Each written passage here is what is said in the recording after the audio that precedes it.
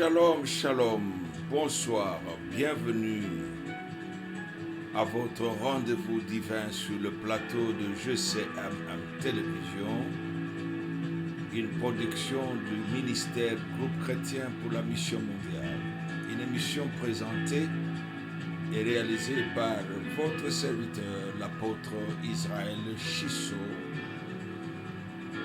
Cette émission vous parvient en direct depuis notre station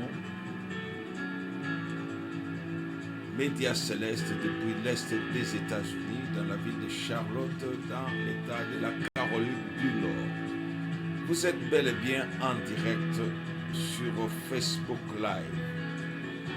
Pour ceux qui sont habitués avec YouTube, nos émissions sont en différé parce qu'elles sont téléchargées après donc la production de vidéos. Vous pouvez voir ce message, vous pouvez l'écouter sur la chaîne Chisso Israël ou encore Chisso Ministry. Bienvenue au programme spécial sur la délivrance sous le thème de la prison à la vraie liberté.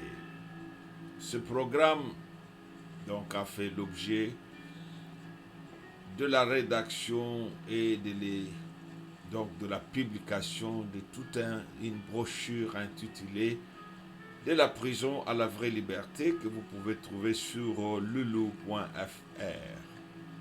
Dans les modules de recherche, vous allez mettre le titre « Religion et spiritualité ». Hello, hello, allô tout le monde qui se connecte. Alors aujourd'hui nous allons donc dans ce programme donc nous attaquer à un des mots qui fait du mal, qui afflige les enfants de Dieu, le peuple de Dieu, alors qu'il ne devait pas en être ainsi. Aujourd'hui, nous allons voir dans cette délivrance et prier pour renverser, reverse the situation. La Bible nous dit, aujourd'hui nous allons parler comment détruire la prison de la stérilité, comment détruire cette chaîne qui emprisonne les organes de reproduction qui sont deux voies, des canaux divins établis par Dieu pour amener la population humaine, la race humaine, à accomplir la volonté de Dieu initiale comme nous le voyons dans Genèse. Dans Genèse, la Bible nous dit, lorsque Dieu créa l'homme, Dieu trouva qu'il n'était pas bon que l'homme soit seul. Et voici ce que Dieu décida. Alors l'Éternel Dieu fit tomber un profond sommeil sur l'homme qui s'endormit. Il prit une de ses côtes et referma la chair à sa place. L'Éternel Dieu forma une femme de la côte qu'il avait prise de l'homme et il l'amena vers l'homme. Et l'homme dit, voici cette fois, celle qui est os de mes os, chair de ma chair, on l'appellera femme. Parce qu'elle a été prise de l'homme. Ça, c'est ce que les mots femme, la définition de la femme dans les dictionnaires bibliques, dans le langage spirituel, veut dire celle qu'on a prise de l'homme. Donc l'existence de la femme a pour origine Dieu et l'homme. Et la Bible dit, c'est pourquoi l'homme quittera son père et sa mère. Nous retournons maintenant. Quand l'Éternel créa l'homme et la femme, nous voyons dire que l'homme et la femme, il le créa. Nous rentrons au chapitre 1, au verset 26. Puis Dieu dit, faisons l'homme à notre image, selon notre ressemblance et qu'il domine sur les poissons de la mer, sur les oiseaux du ciel, sur le bétail, sur toute la terre et sur tous les reptiles qui rampent sur la terre. Dieu créa l'homme à son image. Il créa l'image de Dieu, il créa l'homme et la femme. Dieu le bénit. Écoutez bien, quand Dieu crée l'homme et la femme, il le bénit. Comment il a béni? Quel est le type, la sorte de bénédiction que Dieu donne? Écoutez cette bénédiction. Dieu leur dit, soyez féconds. Donc, être dans la bénédiction de Dieu, selon le plan initial de Dieu, de la création, c'est être dans cet état de bénédiction. Donc, tout ce qui est béni de Dieu, dans l'homme et la femme, la première bénédiction de Dieu, c'était « Soyez féconds ». C'est une bénédiction. Dieu dit « Soyez féconds ». Multipliez, remplissez la terre. Alors vous voyez la série de bénédictions. Une bénédiction qui a des sous-éléments. Commence, c'est une bénédiction en bloc. Fécondité, capacité de reproduction, multiplication. Alors pourquoi les gens doivent souffrir en tant qu'être humain de l'infertilité, de la stérilité? Pourquoi?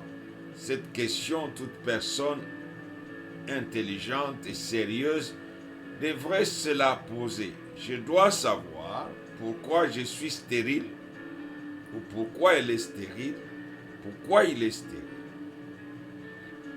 En consultant les documents médicaux scientifiques, on trouve que la stérilité est de deux côtés. Elle est masculine, elle est féminine. Il y a des raisons et des causes médicales liées au fonctionnement physiologique du corps. Il y a des causes qui sont environnementales, des raisons qui viennent de l'environnement. Il y a des causes internes et externes sur le plan physiologique, donc sur le plan scientifique, qui concerne le fonctionnement des organes de cet organisme humain. Mais il y a aussi des causes non connues sur le plan scientifique, qui sont des natures métaphysiques, spirituelles, parapsychologiques, paranoïales. Nous allons prier. Seigneur notre Dieu, tout ce que tu as créé, tu l'as créé dans ta préscience, avec sagesse et intelligence, parce que tu as dit, ainsi parle l'Éternel qui fait ces choses, qui les conçoit et qui les exécute. C'est toi qui as dit à certains de tes serviteurs que tu veilles sur ta parole, que tu es derrière ta parole. Ce soir, je voudrais encore que tu sois le Dieu fidèle, le Dieu loyal, le Dieu juste, qui est toujours derrière sa parole, qui soutient sa parole, qui ne se sépare pas de sa parole. Tu as dit à Isaïe, je dis, je parle, me voici. Quand toi tu parles, tu es avec ta parole, tu es dans ta parole. Tu as dit que ma parole, quand elle sort de moi, elle a la mission de revenir, de donner des rapports, de dessein de Dieu qu'elle a accompli. Seigneur, quand tu as créé toutes choses selon tes desseins éternels. C'est pourquoi tu as attaché une destinée à chaque créature à qui tu as accordé un destin, dans un dessein précis, dans ton dessein divin. Le destin de l'homme et de la femme était d'être fécond, de créer, de procréer, de se multiplier et de remplir cette terre. Ça, c'est ta volonté. C'est pourquoi je te prie aujourd'hui, au nom de Jésus-Christ, qui est venu nous apprendre à prier, qui a dit que quand nous prions, nous devons te demander, à titre de rappel au Dieu, que ta volonté soit faite sur la terre comme au ciel. C'est pourquoi j'invite l'Esprit de vérité, l'Esprit de Dieu, l'Esprit qui est dans la parole, l'Esprit qui est la parole. Jésus a dit que ma parole est esprit et vie. Que cette vie se manifeste, afin que là où il y a la prison, la captivité, que ça vienne de la mort, des agents de la mort qui tuent, ou de cet être cruel, l'adversaire, le diable qui s'oppose, qui attaque, qui combat tout ce qui est à toi, qui vient pour détruire, pour voler, pour tuer. Que ta parole soit au-dessus et qu'elle confirme qu'elle est à toi et que tu es en elle et que tes desseins s'accomplissent. Seigneur, c'est toi qui as dit par la bouche d'un de tes serviteurs, tu envoyé ta parole. Tu les délivras de la destruction et tu les guéris de leur maladie. Je te demande que ta parole et ton esprit soient sur ce plateau, que toute personne qui entende ta parole, rien que ta parole. C'est pourquoi je demande au Saint-Esprit de prendre sa place et de se saisir de moi, de m'utiliser, de faire de moi juste un vase, une assiette, un instrument, et que ce soit la vérité de Jésus-Christ, qui est ta parole vivante, que le Saint-Esprit transmet et communique pour que la vie se manifeste dans ceux et celles qui vont recevoir cette parole au nom de Jésus-Christ. Amen. Nous lisons dans la parole parce que Dieu a fait de la bénédiction sa façon de gérer, de vivre sa relation avec l'homme. Dans la relation de Dieu avec l'homme, la bénédiction est une voie de Dieu par laquelle il agrée le voie de l'homme qui lui est agréable. C'est pourquoi nous allons voir dans Deutéronome 28, il dit, quand Dieu agrée un homme, il le bénit. Nous voyons que quand il les avait créés, qu'il lui était encore agréable, il le bénit. Si vous lisez dans le chapitre 3, une fois qu'ils sont devenus désagréables, il a changé, il les a maudits. Donc, nous savons que dès que le péché est entré dans l'homme, c'est pourquoi dans Deutéronome 28 au verset 1, voici ce que Dieu dit à Moïse. Donc, depuis que l'homme et la femme ont péché, la bénédiction ne sont plus les normes de Dieu, parce qu'il n'y a plus de relation entre Dieu et l'homme.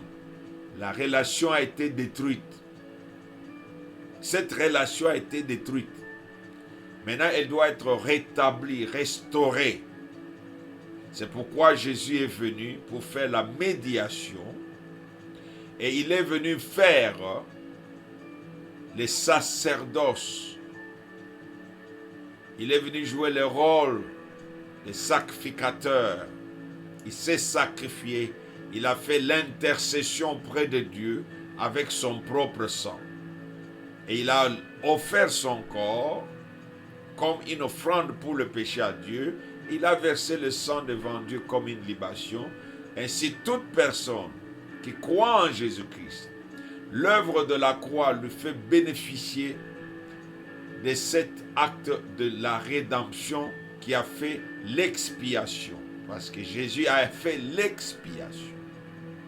C'est-à-dire, il a épuré la peine du péché que Dieu inflige à tout homme, à toute femme qui est sous la malédiction du péché. Ainsi, la personne est réconciliée avec Dieu et comme conséquence, Dieu restaure la personne et la remet dans les normes de Dieu. C'est-à-dire, maintenant, l'homme et la femme qui sont réconciliés avec Dieu, qui ont un nouveau statut, d'enfants de Dieu, maintenant ils sont ramenés aux normes de la bénédiction. C'est pourquoi la Bible dit qu'en Jésus-Christ, Dieu a veillé qu'après que Jésus-Christ soit devenu malédiction, maintenant pour quiconque accepte que Jésus était devenu malédiction en sa place, la bénédiction de Dieu lui est maintenant transférée, imputée comme un don de la grâce. Donc, la bénédiction remet l'homme à son état initial dans le plan de Dieu. Ainsi, il peut maintenant continuer à jouir des prérogatives initiales que Dieu lui avait accordées, pas de capacité comme celle-ci de se reproduire.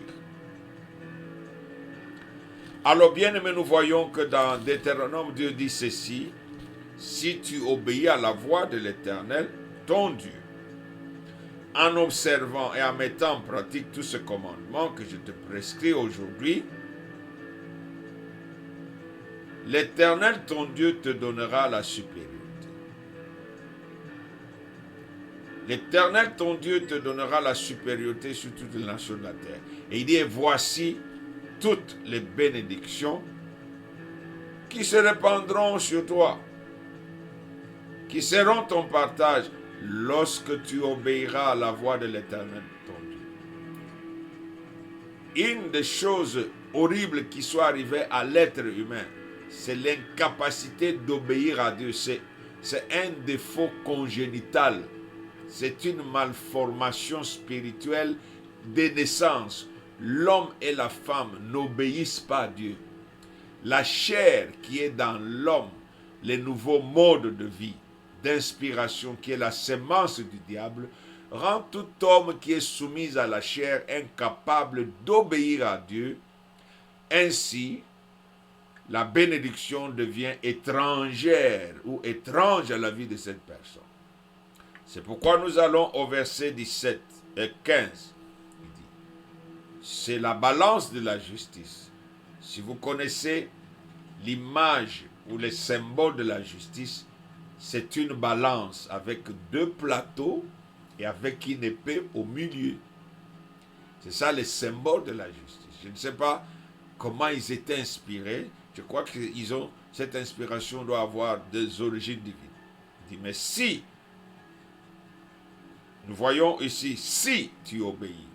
Il dit, mais si tu n'obéis point à la voix de l'Éternel ton Dieu, tu n'observes pas et ne mets pas en pratique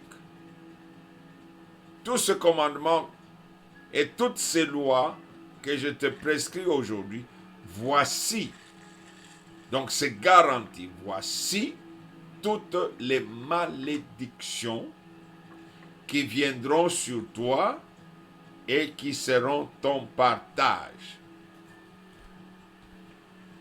Quand le diable entend les paroles de Dieu, il cherche toujours à les utiliser à son avantage.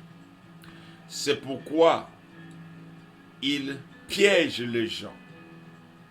Une des méthodes de Satan d'accomplir ce qu'il va accomplir, c'est de piéger les gens pour les amener à faire des choses contre ce que Dieu a dit, ce que Dieu a commandé. Ainsi, il tombe dans son panneau parce que le diable n'a que trois grands objectifs. C'est un voleur. Là où il y a la stérilité, c'est que le diable vole la productivité. Si tu es stérile, sache que le diable t'a volé ta fécondité, ta capacité de te reproduire. Si ce n'est pas naturel, parce que j'ai dit il faut faire la part des choses. Il y a la stérilité qui est physique naturelle, qui peut être renversée, parce qu'elle peut être causée par un problème de déficience nutritionnelle. Chaque organe dans le corps d'un être humain a des minéraux, a des vitamines particuliers qu'il doit recevoir par la nourriture pour le garder en forme et qu'il produise. Ça, c'est un. il y a l'origine des infections de corps étrangers, des virus qui peuvent entrer. Il y a des stérilités qui viennent de maladies sexuellement transmissibles, qui peuvent créer une stérilité partielle. Si on te traite à temps, cette situation est renversée. Mais si tu héberges ces microbes pendant trop longtemps, il y a un microbe qui rend les gens stériles, comme la syphilis, la blénorragie. Ce sont des microbes dangereux. Les gonocoques, la gonorrhée, la ménorrhée. C'est pourquoi on prévient les gens. Alors le diable a dit, ah voilà, bon maintenant on vous prévient que vous allez avoir des sida, des maladies transmissibles sexuellement. Prenez les protections. Vous pouvez prendre la protection, mais si la relation intime que vous avez avec votre partenaire est illicite, cela n'a pas éliminé la cause, parce que la grande cause, c'est Dieu sanctionne. Dieu dit que quand il y a insubordination, il y a désobéissance, il y a des conséquences. C'est pourquoi Dieu dit ceci. Maintenant, c'est devenu tu obéis, la bénédiction vient. Parce que nous ne sommes plus dans cet état parfait où nous étions programmés pour obéir. Avant que l'homme et la femme ne pêchent, l'obéissance n'a jamais été un problème. C'est comme les anges. La Bible dit que les anges sont des esprits au service de Dieu. Ils lui obéissent au premier ordre. L'ange est parti. Dès que Dieu dit quelque chose, les anges sont déjà partis. C'est pourquoi ils sont dans cet état de bénédiction éternelle. Et quand un ange désobéit, directement, pouf, dehors. Alors, bien aimé, aujourd'hui, nous parlons de la stérilité. Je vous ai déjà dit que la stérilité peut être d'origine physiologique, de cause de dysfonctionnement des organismes causés, soit par la malformation. Il y a aussi une troisième cause médicale, c'est la malformation organique. Si un des organes reproductifs est mal formé et déformé, il accuse une déficience de croissance, il y aura la stérilité. Il y a une quantité, par exemple, de semences de l'homme qui doivent être maintenues dans ses organes, qui doivent être produits dans les organes, parce que cette provision doit être là pour inséminer et féconder la femelle.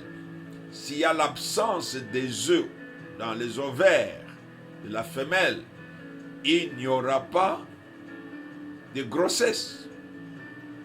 Ça, il y a ce que la médecine peut traiter, il y a ce que Dieu peut traiter. Dieu résout les problèmes de deux manières. Si c'est un problème naturel causé par des éléments comme des virus ou de fonctionnement, dysfonctionnement, carence de matières nutritionnelles, Dieu peut faire grâce, un miracle peut venir et tu es restauré. Mais quand il y a des causes surnaturelles qui sont liées, qui vont au-delà, qui vont comme au-delà de ce que je dis, maintenant, du côté spirituel, on a le péché et on a des agents du péché. Le péché a des ouvriers. Le diable est un ouvrier du mal avec les démons. Et tous ceux qui sont tentés, séduits par les forces du mal. Vous savez, la sorcellerie ne vient pas seulement dans les personnes comme ça.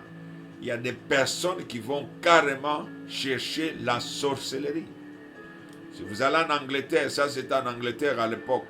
Maintenant, partout en France, il y a des logiciels, il y a des programmes d'initiation de la sorcellerie sur votre ordinateur, dans votre téléphone. Il y a des sorciers qui sont là, qui vendent la sorcellerie, comme on vend la connaissance à l'université. Donc tu peux aujourd'hui aller dans la sorcellerie, te faire initier. J'étais même ahuri de voir une jeune femme africaine que je croyais qu'elle était intelligente. Elle acclame, oh, finalement, enfin, nous avons la première école de la sorcellerie a été ouverte en Afrique, au Cameroun. Voilà les gens qui vont à revers. Alors, bien-aimés, voici ce que nous allons lire certaines paroles de Dieu. D'où vient la stérilité du côté spirituel qui nécessite la délivrance, qui est un état d'emprisonnement, parce que quand la malédiction vient, elle s'accapare, elle prend le contrôle. Tu es détenu. Voyez, quand quelqu'un est prisonnière, on la détient. Une force te tient, te met dans une condition de détention où tu ne peux plus avoir la mobilité, la capacité de jouir de tes prérogatives. Tu es bloqué. C'est pourquoi dans la prison, si on voit que ces prisonniers-ci, on a le soupçon qu'il est malin, on va t'enchaîner. Les prisons, c'est barricadé avec des barres de fer, avec des murs de béton qui ont des épaisseurs. Peut-être tes amis dehors, tes amis bandits dans le temps vont venir avec les dynamites pour dynamiter la prison. C'est pourquoi même dehors, on met des gardes armés, on met des clôtures barbelées. Donc l'état d'emprisonnement, c'est un état d'emprisonnement total. Tu es immobilisé là, détenu. Donc il faut prendre la stérilité comme un état sérieux. Nous voyons la première mention de la stérilité. Nous sommes dans Genèse. Dans Genèse, il y a cet homme appelé Abimelech. C'était le roi de Guérar. Là où Abraham était venu, était parti. Abimelech est un homme. Abraham est un homme. La vie de tous les hommes, que vous croyez ou pas, est régie par des lois de Dieu. Que tu dises, je ne crois pas en Dieu, tu n'es qu'un fou, tu n'es qu'un insensé, un stupide. Ce n'est pas des insultes, c'est la description, la Bible dit que l'insensé dit, l'homme stupide croit qu'il n'y a pas de Dieu. Et que je peux faire tout ce que je veux, il n'y aura pas de conséquences. Oh non, il n'y a pas de Dieu. Psaume 53, l'insensé dit en son cœur, il n'y a point de Dieu. Vous voyez? Ça c'est dans la Bible. Si vous allez dans la Bible, vous allez trouver dans Job, dans Proverbes, dans les psaumes, l'usage de mots stupides, insensés. La folie. Alors les hommes croient que, oh, comme on ne voit pas Dieu, nous pouvons nous permettre des choses comme nous voulons. Alors Abimelech, avec son groupe des insensés, il y a des gens qui croient que quand tu as le pouvoir, maintenant tu peux te permettre tout. Toute femme que tu vois, tu as tes bestialités, tes impulsions bestiales de la chair qui te dérangent. Tu prends toute femme. C'est comme de la viande que tu veux manger. J'avais entendu un homme qui parlait, quand il était païen, pour lui les femmes c'était des gibiers. Quand il couchait avec une femme, il disait, j'ai abattu un gibier. Donc, tu vois cette folie-là. Alors, vous voyez des gens qui sont autour de rois, ce sont des flatteurs. Ils disent à Guérard avait déjà sa femme, ou d'autres femmes. Il dit, il y a une femme encore qui vient d'arriver. Quand les gens veulent des promotions près du roi, ils lui proposent, nous avons trouvé la plus belle femme, elle est ici. Mais il avait déjà des femmes, toutes les femmes sont les mêmes, à part l'extérieur là, ce n'est qu'une apparence.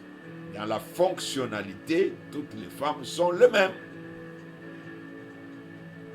Toutes les femmes sont les mêmes. Tous les hommes sont les mêmes, à part les apparences extérieures. Les résultats qu'ils produisent dans toutes leurs actions sont les mêmes. Alors cet homme prend Abraham aussi, c'est encore un autre. Dieu, je crois que Dieu cette fois dit, Abraham, combien de fois je dois t'apprendre à dire la vérité? Dis la vérité, non? Ça c'est un principe de Dieu. Tu ne peux pas vivre avec Dieu Si tu es un homme qui utilise le mensonge, tu vas créer des problèmes aux gens et tu vas te créer toi-même des ennuis. Alors nous voyons ici que maintenant, Abraham dit que c'est ma soeur. Ah bon, c'est ta soeur. Mais Dieu dit que c'est sa femme. Parce qu'en Égypte déjà, il a fait le même truc. Il avait peur. Quand tu es avec Dieu, Dieu dit que tu ne peux pas avoir peur. Combien de fois je dois te dire de ne pas avoir peur? Alors nous les hommes, nous avons des têtes dures, nous avons des oreilles dures, nous écoutons difficilement. Dieu va faire ses reproches aux enfants d'Israël. Il dit que, ah, si mon peuple m'écoutait. Alors nous croyons que nous pouvons cut the corners, on peut créer des raccourcis, trouver des moyens de s'échapper. Abraham avait peur de mourir, alors il doit mentir. Et il doit maintenant renier la vérité que Sarah n'est pas sa femme.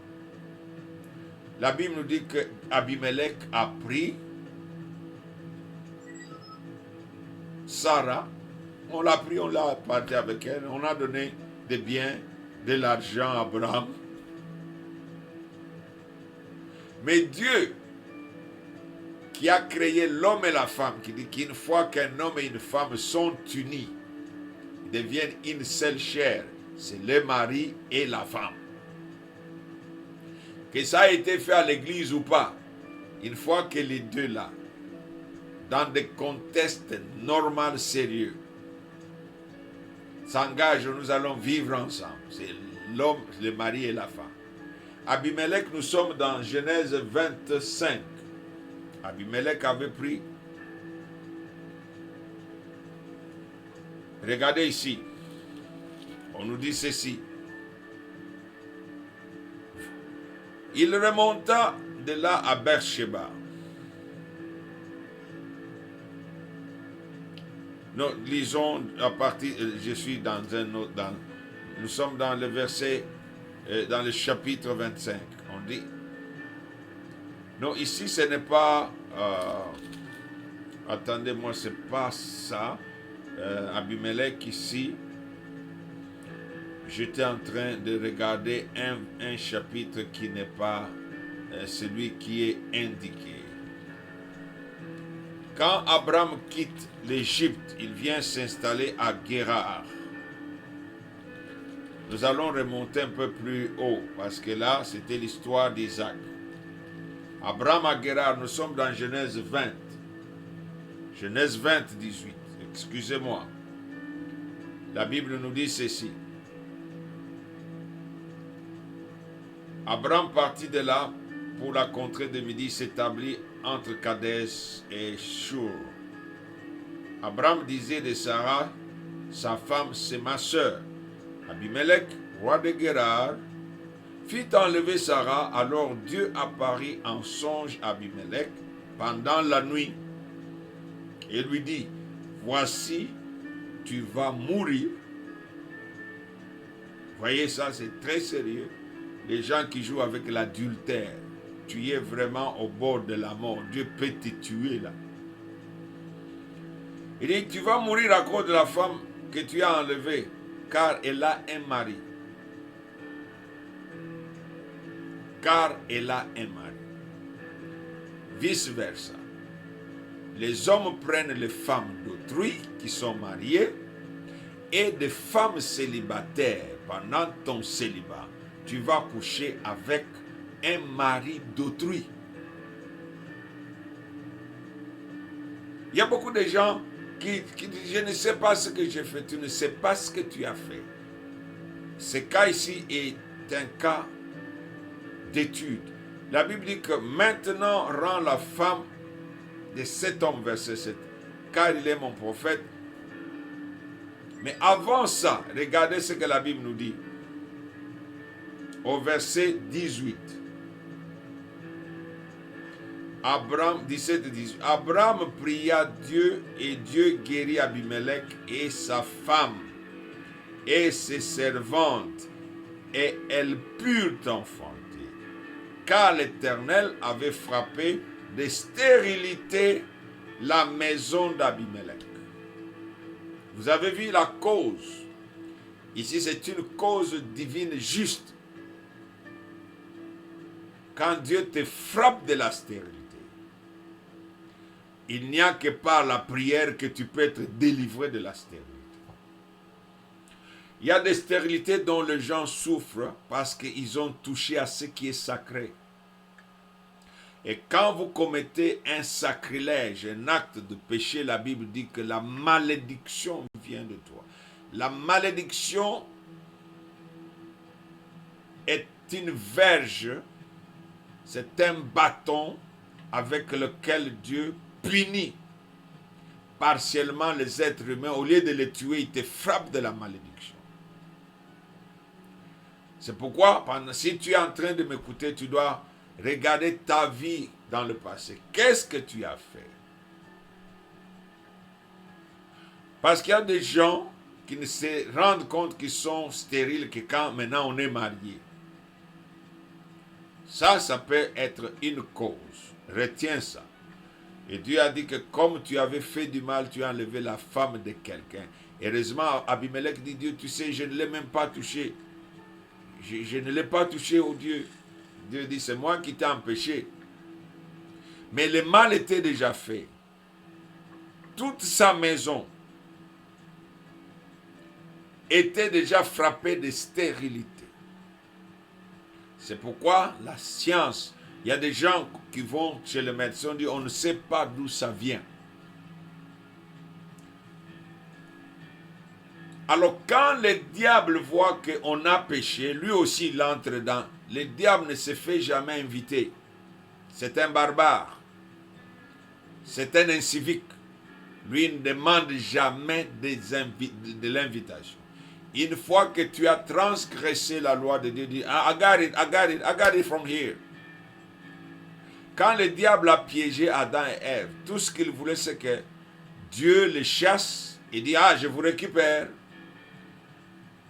Tout ce que Dieu fait dans les normes de la justice, le diable, lui, le fait dans les normes de cette justice de Dieu qui disqualifie les hommes aux avantages de la justice parce qu'ils deviennent maintenant des injustes devant Dieu et là, tu es livré. Donc, il y a deux cas, vous allez voir que Exode 23, 26, Dieu dit que non. Regardez, Dieu dit que ce n'est pas normal, ce n'est pas ma volonté. Exode 23, 26. Il dit ceci. Il n'y aura dans ton pays ni femme qui avorte. Alors tous ceux qui vont avec, qui crient comme des folles, comme des insensés, comme des drogués. Oh, abortion, right to abortion, les droits à l'abortion, les droits à l'avortement. C'est la femme en danger. Le Seigneur a dit, écoutez-moi, taisez-vous avec vos balivernes.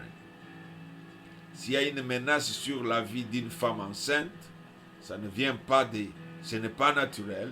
C'est pourquoi Dieu dira à Isaïe, moi je fais concevoir. J'empêcherai que la femme accouche, moi qui la fais concevoir.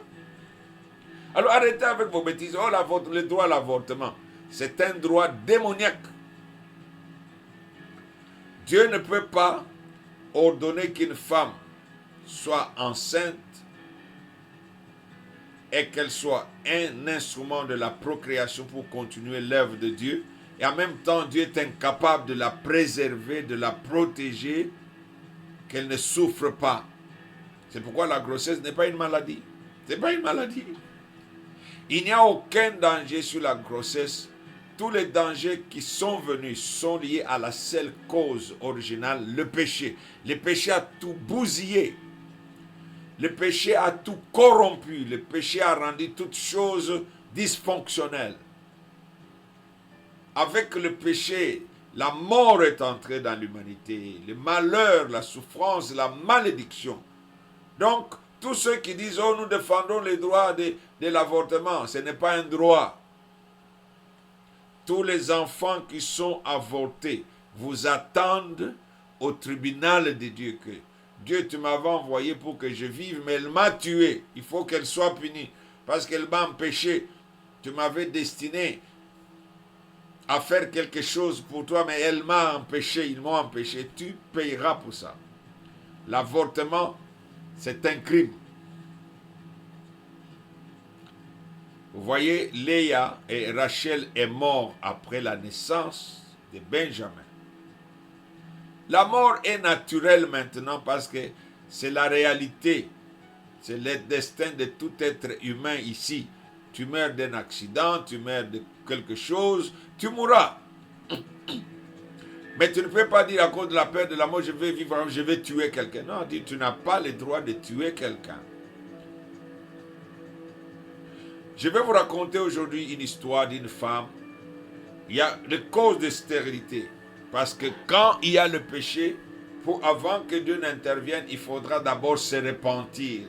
Abimelech s'est repenti. Il a dit, je ne savais pas. Dieu dit que tu ne savais pas, mais tu n'as qu'à rester. Tu as ta femme, n'est-ce pas? Pourquoi tu n'es pas resté avec ta femme? Qu'est-ce qui t'a poussé d'aller prendre? Oh, c'est lui.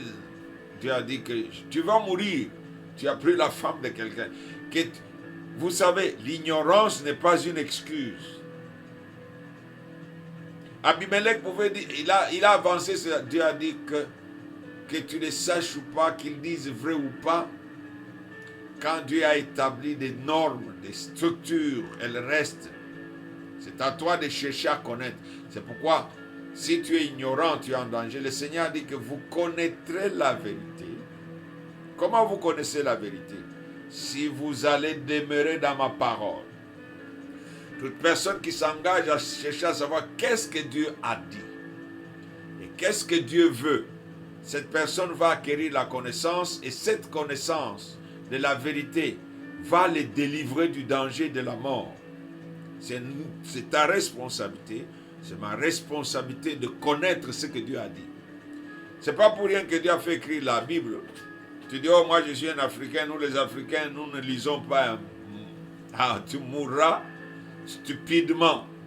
Parce que Dieu a déjà dit que le manque de connaissance n'est bon pour personne, n'est bon pour personne. Et Dieu hait les gens qui ne veulent pas la connaissance, parce qu'il a dit que la connaissance amène à la destruction et le manque de connaissance d'ignorance. Tandis que la connaissance amène à la délivrance. Nous voyons ici que Dieu frappa cette maison de stérilité. Qui encore nous allons voir? Pour certaines raisons, il y a des causes qui viennent de Dieu. La Bible dit que Dieu frappa Sarah de stérilité. Oh, ça, vous allez dans Genèse 11, verset 30. Il y a des causes de stérilité qui ne dépendent que de Dieu. Pourquoi il le fait? Je ne sais pas. Mais ce que Dieu fait, dont il connaît la cause, il peut te délivrer d'avec ça. Si tu veux savoir pourquoi il t'a rendu stérile. Écoutez, Genèse 11. Je ne sais pas si j'ai pris les versets qui conviennent. On nous dit ceci. Abraham et Nachor prirent des femmes. Le nom de la femme d'Abraham était Sarai. Le nom de la femme de Nachor était Milka, fille d'Aran, père de Milka et père de Jiska. Sarai était stérile. Elle n'avait point d'enfant. Si vous allez plus loin, vous regardez, Sarai était stérile, vous trouverez ces versets-là, que c'est Dieu qui l'avait rendue stérile. Dieu avait rendu Sarah stérile. Pourquoi? Je ne sais pas. Dieu avait rendu Sarah stérile. Il n'y a pas que Sarah. Si vous allez dans 1 Samuel au chapitre 1, verset 5, Anna, 1 Samuel chapitre 5, 1 Samuel chapitre 1 plutôt, au verset 5. Regardez ce qui est écrit là.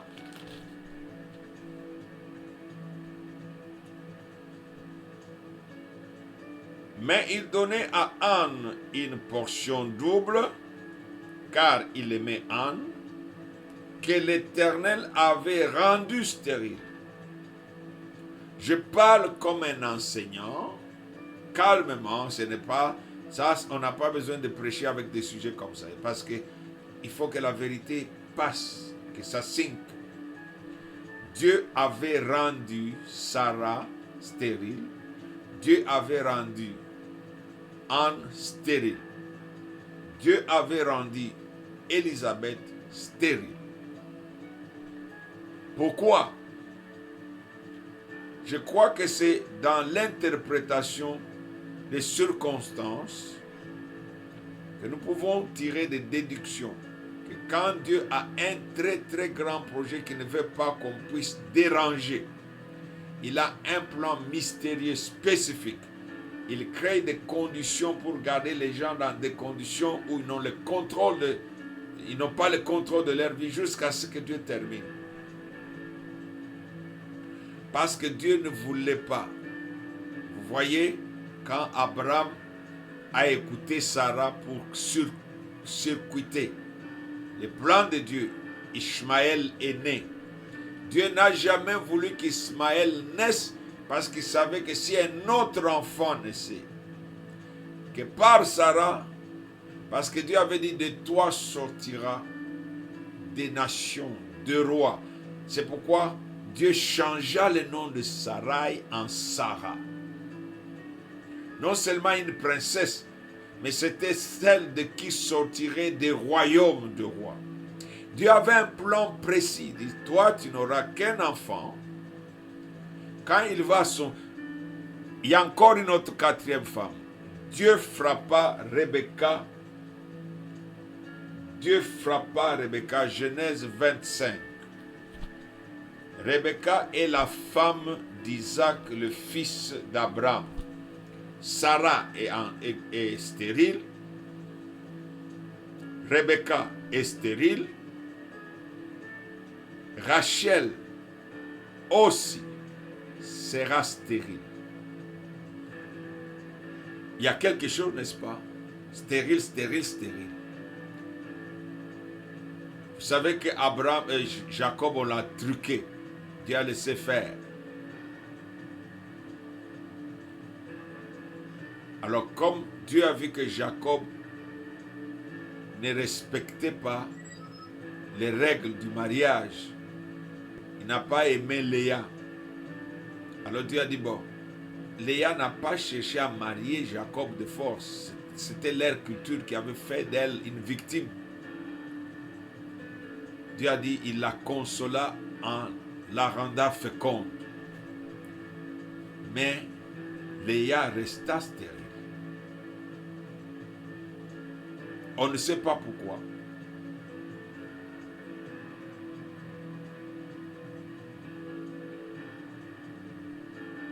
Mais Jacob cria, Rachel pleura, comme en avait prié. Donne-moi d'enfant ou je mourrai, donne-moi d'enfant ou je mourrai. Jacob lui dit, est-ce que moi, Jésus, Dieu, c'est moi qui t'ai rendu? Est-ce que c'est moi qui t'ai rendu stérile?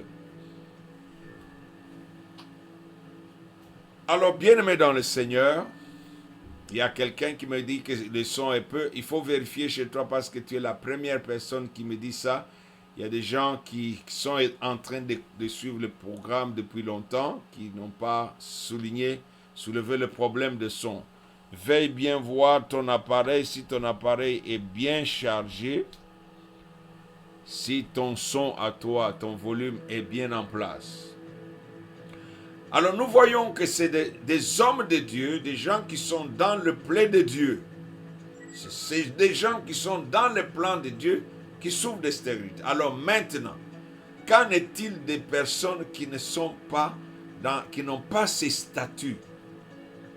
Parce qu'Abraham, Sarah stérile, Isaac, Rebecca stérile, Jacob, la femme de son cœur, Rachel est stérile, c'est avec la prière. Vous allez voir que des hommes en qui Dieu a un plan, qui a une destinée pour la vie de plusieurs personnes, Dieu a utilisé la stérilité comme je ne sais pas comment je peux appeler, avant que Samson ne naisse, le père de Samson et sa mère, Manoach, étaient stériles. La femme de Manoach était stérile. Parce que quand Dieu veut que le canal par lequel cette personne qui est une sorte de Messie va venir, que ce ne soit pas atteint d'impureté quelconque, que ça ne soit pas mêlé avec quelque chose d'impur, alors l'enfant là doit venir avant. Vous voyez qu'après que Samuel soit né, la stérilité d'Anna est finie, elle a 6 autres enfants. Mais pour les autres, Abraham et Élisabeth, ce sont des enfants uniques. Parce que Dieu ne veut pas que ces gens soient distraits par... Vous avez vu la naissance d'Ismaël, ce que ça fait à Ésaïe. La moquerie dont Sarah souffrait, d'Agar. Ismaël aussi se moquait d'Isaac. Et elle était en train de le bouler. Sarah dit, chasse ces gens ici. Alors c'est pourquoi il y a des stérilités qui sont voulues, qui sont dans le plan de ce point. Si tu es dans ce cas, tu dois demander à Dieu jusqu'à ce que Dieu te réponde. Dieu, quelle est la raison de ma stérilité? Parce que nous venons de lire dans Exode 23, 26, qu'il n'y aura pas, tu as dit qu'il n'y aura pas dans ton pays. Vous savez que quand vous devenez chrétien, vous entrez dans la famille de Dieu, vous faites partie du peuple de Dieu. Donc, ces principes-là s'appliquent à toi. Pas d'avortement, il a dit pas de femme stérile. C'est pourquoi le diable, quand il voit que tu es ignorant, tu souffres d'une stérilité dont les causes sont indirectes, il dit, bon, reste comme ça. Mais aucun chrétien ne peut pas accepter un état de stérilité. Parce que ce n'est pas un don de Dieu. Il n'y a que 2 choses que Dieu autorise qui peuvent affecter la procréation. C'est quand quelqu'un se fait eunuque. Dieu dit que si un homme se fait eunuque, vous savez, les eunuques ne sont pas seulement, ils ne vont pas faire comme on appelle aujourd'hui la mastectomie, non. Ils vont se faire castrer, c'est-à-dire on va éliminer toute capacité de se reproduire. Parce que même si on peut les truquer, comme les gens voyaient les filles de Lot ont fait boire du vin à leur père et ont couché avec leur père. Alors il y a des femmes qui peuvent te truquer aussi. Il n'y a pas que les hommes qui droguent les femmes. Une femme peut aussi te faire un truc, te drogue et puis elle couche avec toi. Et là un enfant te dit, tada, j'ai eu un enfant que je voulais, mais t'as drogue. Tu dis, c'est quand tu étais sur... Alors les eunuques, comme ils travaillent dans la cour de roi, le roi dit que celui-ci, je veux qu'il soit à mon service, qu'il ne soit pas distrait ni à part les femmes. Oh, l'enfant est malade, mon Seigneur, je dois aller prendre soin de ma femme, je dois l'amener. Toi, tu es eunuque. Dieu dit que si quelqu'un se fait eunuque pour servir Dieu, Dieu accepte ça. Si une personne se fait célibataire, dit, moi, je ne me marierai pas, je me consacre, je garde mes jambes fermées jusqu'à la fin de ma vie, je garde mon pantalon sur moi. Dieu dit que toi, je t'utiliserai encore parce que tu ne vas pas t'embarrasser des histoires de mariage. Ça, c'est dans Romains chapitre 7. Dieu accepte que les gens, c'est comme ça que les catholiques ont utilisé ces principes-là, les femmes et les hommes, bien que ce sont des trucs qu'ils ont découverts quand tu es dedans. Mais il y a ceux qui trichent, il y a des homosexuels. Maintenant tu es embrouillé. Moi j'ai fait les vœux de chasteté, mais le pape là, le cardinal a des enfants à côté dehors. Alors les gens disent, bon, c'est comme ça vous trouvez des sœurs qui se font engrosser, elles vont avorter. Oh, elle est partie en vacances, elle est allée seulement accoucher ou se faire avorter. Mais le Seigneur permet, ça peut affecter la productivité. Quant au plan de Dieu initial et permanent pour tout être humain, et tout homme et toute femme, c'est que tu dois reproduire. C'est pourquoi Dieu, il a dit que tu n'as pas l'autorisation de rester seul, Tu dois donner à Dieu la raison pourquoi tu veux être célibataire. Il y a des gens que Dieu va juger. Ils ont seulement choisi le célibat parce que je n'aime pas les hommes. Je ne veux pas qu'un homme me domine, qu'il me contrôle, je ne veux pas. Tu répondras parce que Dieu a dit que il n'était pas bon que l'homme soit seul. Et la femme, on l'appelle femme parce qu'elle a été tirée de la côte de l'homme. C'est pour que les deux s'unissent. Alors, aujourd'hui, je vais toucher l'autre partie là. Le pratique occulte dans la sorcellerie. Quand une personne est sorcière dans votre famille, ces gens-là ont des pratiques par lesquelles elles attirent les malédictions sur la vie des gens, qu'ils font tomber dans ces pratiques.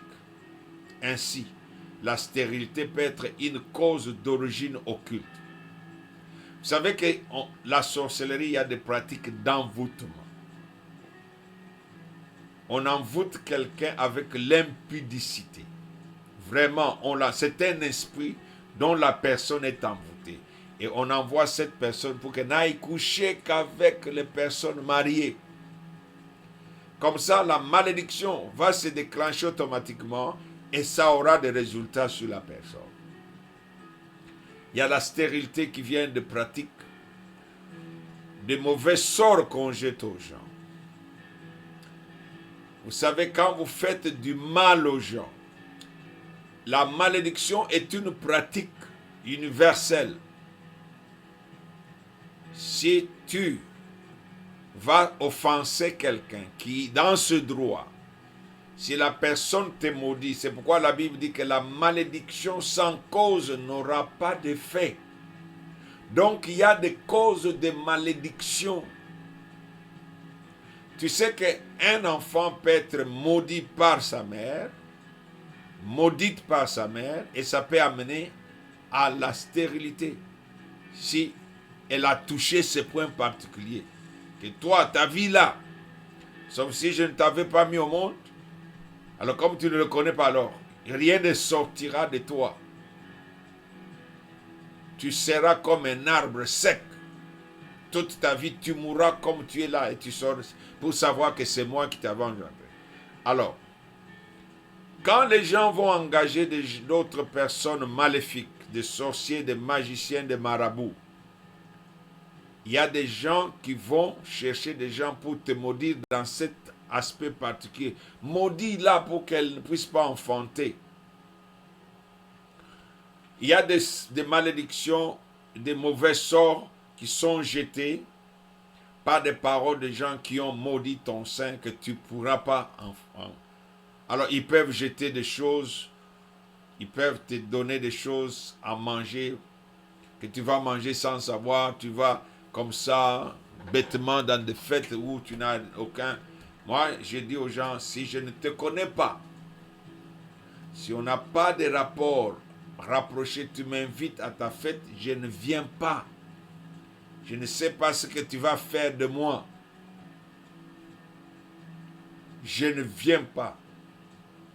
La Bible dit que la demeure de la sagesse, c'est la prudence. Les gens simples courent devant les dangers, se font attraper. Ne va pas, il ne te connaît pas. Pourquoi tu m'invites? Je ne viens pas. Toi et moi, on ne parle pas ensemble. Je ne sais pas où tu habites. Toi et moi, on ne s'échange rien. Je ne t'ai jamais entendu m'appeler pour dire comment tu vas. Je voudrais seulement savoir comment tu vas. Voici où j'habite.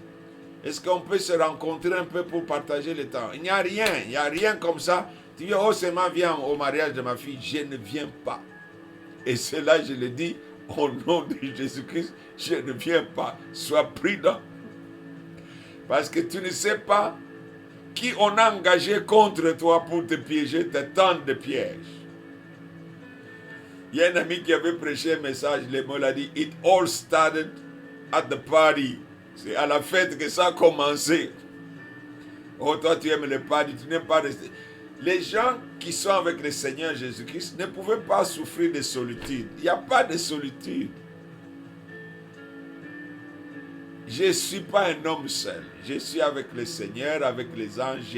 Dieu m'a donné des gens qui m'aiment, des filles qui sont partout ici qui m'appellent, qui prennent le plaisir de m'appeler, ils veulent qu'on cause. Je suis content de les entendre et elles sont contentes de m'entendre. Voilà. Alors, faites attention. Il y a des gens qu'on engage. Ce n'est pas pour rien que les marabouts, les magiciens, les médiums, tous ces gens qui jettent des mauvais sorts, des féticheurs existent.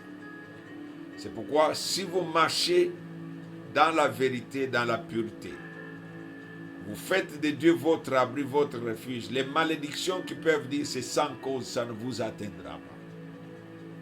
Mais il y a des malédictions qui ont leur cause. Nous avons vu Abimelech. Quand tu as couché avec la femme de quelqu'un, tout ce que cet homme va dire va t'atteindre. Si cet homme va chercher des forces de ténèbres pour t'attaquer, ces esprits vont t'atteindre, ils vont te faire du mal parce que tu as touché au droit de quelqu'un. Si vous assistez, vous participez aux œuvres des ténèbres, vous pouvez en payer les prix énormes. Vous savez, dans la sorcellerie, quand vous avez un sorcier dans votre famille, les sorciers ont ces objectifs. On dit, ils cherchent des gens tués pour que sa force soit augmentée. On nous dit, parce que dans la sorcellerie, dans l'initiation, on mange la chair des victimes et on boit le sang des autres victimes. Alors comme tu as mangé le sang de la victime de quelqu'un d'autre et tu as mangé sa chair, c'est les ristournes. Toi aussi tu dois donner quelqu'un de ta famille pour que les autres mangent. Parce que la puissance, le pouvoir démoniaque que tu vas recevoir, c'est en mangeant, en buvant le sang de ces gens-là. C'est comme ça que tu vas avoir la force. Alors ils vont te dire que pour que ta force aussi augmente, tu dois être capable de manger les gens de ta famille. C'est comme ça que les sorciers commencent d'abord à manger chez lui et il va commencer à manger dehors. Et les sorciers, leur deuxième objectif, c'est de faire du mal, torturer les gens. Comment ils torturent les gens? Avec les maladies appelées chroniques, de maladies incurables. Ils te jettent de mauvais sorts. Pourquoi? Parce que cette maladie-là est une poche vide. Tout l'argent, parce que les gens veulent que tu sois en bonne santé. Tu es tellement malade, ils ne veulent pas que tu meurs. Ils sont prêts à dépenser. Alors, ils tirent l'argent. C'est comme ça que l'esprit de pauvreté entre dans les familles. Vous avez des gens toujours problématiques, toujours maladifs. Vous allez voir des gens dans la famille, les parents sont pauvres à cause de la maladie. Arrêtez. Amenez cet enfant là où Dieu est. Dites, il y a une œuvre de ténèbres ici. Parce que Dieu a dit que les enfants ne sont pas des objets de malédiction. Ce sont de vrais biens. Toute bénédiction qui vient de Dieu ne l'accompagne pas de chagrin. Mais quand il y a la sorcellerie dans la famille, sachez que le maladie, et dans le maladie, c'est là qu'il vous frappe de stérilité. Il prononce des paroles de malédiction contre vous et vous frappe de stérilité. Vous ne pouvez pas mettre au monde. Qu'est-ce qu'ils font? Ils vous volent vos œufs et la semence de l'homme est prise dans le monde des ténèbres. Comment ils font cela? Quand ils vont vous attraper, ils vont vous amener dans l'impudicité, dans des actes impudiques avec des hommes que vous ne connaissez pas la nature. Ces gens-là qui sont dans le monde des ténèbres, ils collectent les œufs. Quand vous entendez les gens faire des actes sexuels, ils sont en train de lécher les parties, organes des gens. Vous savez, ils cherchent quoi? Les fluides qui sortent de ton corps là, a le DNA de cet organe-là reproductif. Quand ils prennent ça, donc tous les enfants qui sont censés, chaque fois que tu es en rapport avec quelqu'un, il y a une conception, ils prennent ces parties. J'avais un cas, une femme de l'église pas de mon église, de l'autre église. Je dis, papa, on est fatigué. Ils sont venus me voir. C'était une de ces églises. Comme je travaille aujourd'hui, mon apostolat a commencé longtemps, bien que je ne reconnaissais pas et je ne m'octroyais pas cela. C'est en 2012 que Dieu m'a dit, tu deviens un apôtre, tu vas... Alors j'ai travaillé avec beaucoup d'églises, de plusieurs communautés qui m'invitaient avec ce ministère de la délivrance. Alors, il y avait le groupe d'études bibliques de la Ligue qui était dans les églises. Et j'ai rencontré aussi, j'ai parlé au groupe d'études bibliques, le groupe des renouveaux. Le Seigneur m'avait fait cette grâce. Alors, dans un groupe là, une femme vient me voir et dit, papa, aide-nous. Nous croyons qu'il n'y a que toi qui peux nous aider. Ils étaient dans leur église, il y avait d'autres frères. En tout cas, nous sommes convaincus qu'il n'y a que toi qui peux nous aider. Je me souviens un jour, le mari est venu même chez moi, il a dit, papa, ne nous abandonne pas, s'il te plaît. La femme me dit ceci, chaque fois que je deviens enceinte, elle travaillait à une librairie, papeterie de l'église. Là, il y avait un homme qui était responsable de cette librairie, papeterie, qui avait le nom d'un frère. Il était même responsable dans l'église, dans le groupe d'études bibliques. Mais c'était un sorcier. Ils étaient un peu nombreux là. On ne savait pas. Je le saurais par son petit frère. Son petit frère a trompé une femme, a séduit une jeune femme, l'a engrossée avant le mariage. Maintenant, le frère lui dit non, il faut que tu l'abandonnes. Tu ne peux pas la marier. Alors que quand son petit frère jouait avec la jeune femme, ça ne lui disait rien. Et quand la jeune femme était sous ce coup que mon frère dit que je dois te laisser, elle a fait des dépressions, elle a avorté, on l'a abandonné, la fille a souffert. Et le type s'en foutait, il n'y avait aucune pitié. Mais je me souviens, parce que les sorciers des fois sont stupides. Lui et sa femme m'invitent chez eux à la maison. Je ne sais pas ce qu'ils avaient comme intention, mais ce sont des gens dangereux. Ils habitaient sur la même avenue que moi. Ils m'appellent, ils disent, papa, viens un peu. Ma femme voudrait te dire quelque chose. Il dit, papa, ma femme ici me dit qu'elle fait des rêves. La nuit, elle mange la viande. C'est un peu trop. Elle voit qu'elle mange la viande. On vient la chercher pour sortir la nuit. Je leur ai dit, blunt. Et ça, c'est la sorcellerie. Tu es dans un processus d'initiation. Ils ne m'ont jamais... Ils ont dit, ah bon, c'est ça. Ok, bon, on va prier. Ils ne m'ont pas dit, qu'est-ce qu'on doit faire? Ils ne m'ont jamais demandé de prier pour eux. Finalement, la femme est morte. Le monsieur est resté. Alors, comme il avait essayé de m'embêter, je lui ai dit, écoute, toi là, parce qu'il a créé une discussion sans tête ni queue. C'était terrible. Comme entre les pharisiens, les publicains, les sadducéens, ils se battent tous dans un tohu bohu où personne ne savait pourquoi on discutait. Oh, mon frère n'est pas sorcier. Quelqu'un a dit, avait un rêve à l'église, que lui, c'est lui le chef de la papeterie qui était sorcier. Il y avait un autre cas, il y avait au moins 3 cas comme ça. Avec lui, alors, cette femme me dit que chaque fois que je suis grosse, il y a une colombe blanche qui vient se poser au-dessus du bâtiment. Et quand cette colombe blanche vient, ce jour-là, cette grossesse est partie. Vous savez, ceux qui sont dans la Rose-Croix, ils connaissent la pratique de la colombe. Ils ont cet oiseau, la colombe, ils utilisent dans leurs histoires occultes la colombe blanche. Il m'a dit, ça fait 3 fois. Je suis fatigué. Il dit, quand je suis grosse, j'entends des présences, je sens des présences, des gens me suivent. Les gens me suivent. Je ne sais pas qu'est-ce que j'ai fait. Je n'ai pas de...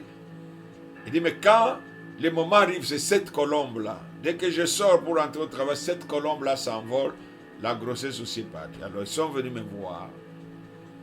C'était une histoire de la sorcellerie.